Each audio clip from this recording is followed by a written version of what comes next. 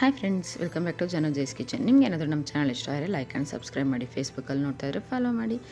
ಬನ್ನಿ ಫ್ರೆಂಡ್ಸ್, ಯಾವಾಗೂ ಹೊರಗಡೆಯಿಂದಲೇ ice cream ತಂದು ತಿಂತಾಯಿದ್ರೆ ಇವತ್ತು ಮನೆಯಲ್ಲೇ ಒಂದು ಐಸ್ ಕ್ರೀಮ್ ಮಾಡೋಣ.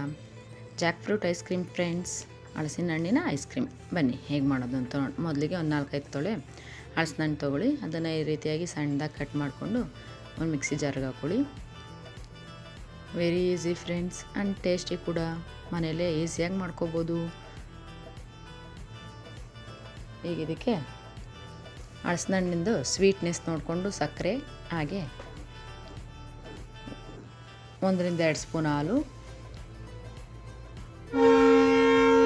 ಮತ್ತು 1-2 ಸ್ಪೂನು ಮಿಲ್ಕ್ ಪೌಡರು, ಹಾಗೆ 1-2 ಸ್ಪೂನು ಫ್ರೆಶ್ ಕ್ರೀಮ್ ಹಾಕ್ಕೊಳ್ಳಿ.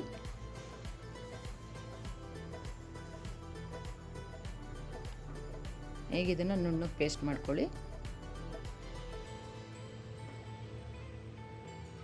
ಫುಲ್ ನೈಸಾಗಿ ಪೇಸ್ಟ್ ಆಗಿರಬೇಕು ಫ್ರೆಂಡ್ಸ್. ಆ ರೀತಿಯಾಗಿ ಫುಲ್ ನುಣ್ಣಗೆ ಪೇಸ್ಟ್ ಮಾಡ್ಕೊಳ್ಳಿ.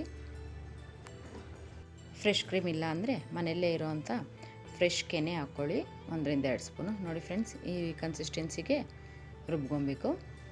ಈಗ ಇದನ್ನು ಒಂದು ಏರ್ಟೈಟ್ ಕಂಟೈನರ್ಗೆ ಹಾಕ್ಕೊಳ್ಳಿ. 4-5 ಅವರು ಫ್ರೀಸ್ ಮಾಡ್ಕೊಳ್ಳಿ.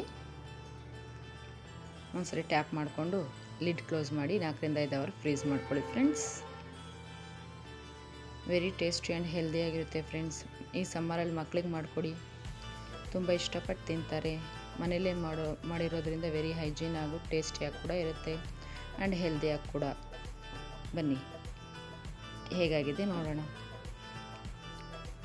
ನೋಡಿ ಫ್ರೆಂಡ್ಸ್, ವೆರಿ ಕ್ರೀಮಿನೆಸ್ ಕೂಡ ಎಷ್ಟು ಸಖತ್ತಾಗಿದೆ ನೋಡಿ. ಟೇಸ್ಟ್ ಮಾಡೋಣವಾ?